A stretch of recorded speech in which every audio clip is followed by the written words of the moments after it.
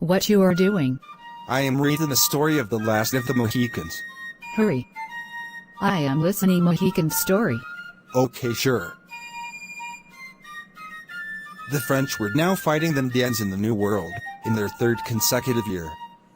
It had been going on forever, but the French and the English, as the outcome would determine who would get to rule over the New World domain.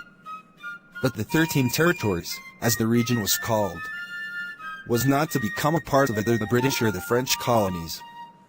When all began in province of New York, near Lake George. It was the place where most of the many battles were fought, in those vast green forests.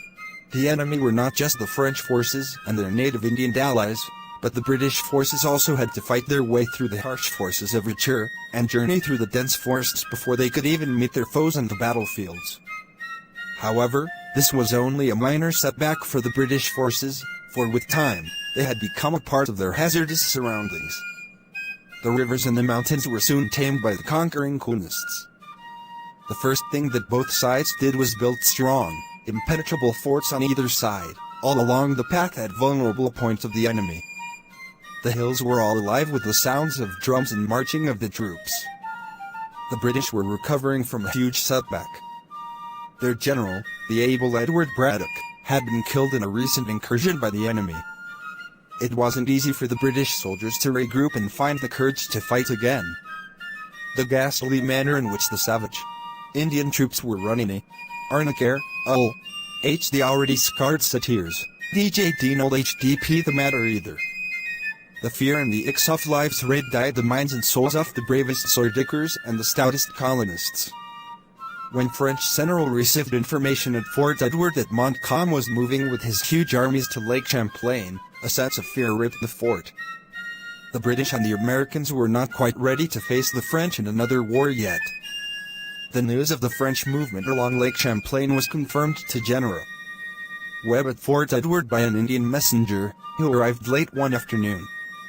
Fort William Henry is too huge to be maintained by just 1,000 soldiers. Colonel Munro will need more men, the Indian explained to the soldiers at Fort Edward. General Webb knew that he had no time to lose. He immediately sanctioned 1,500 of his men to quickly make way to Fort William Henry and assist Colonel Munro against the incumbent 90 We shall move at Don Lamoro.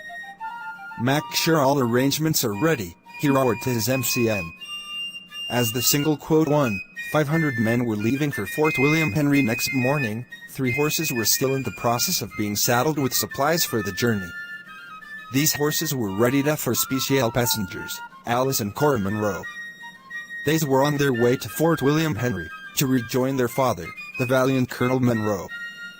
They were being escorted through the rough, rugged terrain by Duncan Hayward, a major in the British Army. The preparations for the travel of Colonel Munro's family was being watched, with keen interest, by 2 men.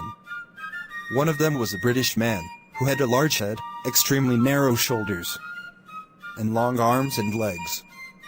Even his clothing looked completely weird to sky. Thank you for watching this video. Please like, comment and share this video. Please subscribe to our channel.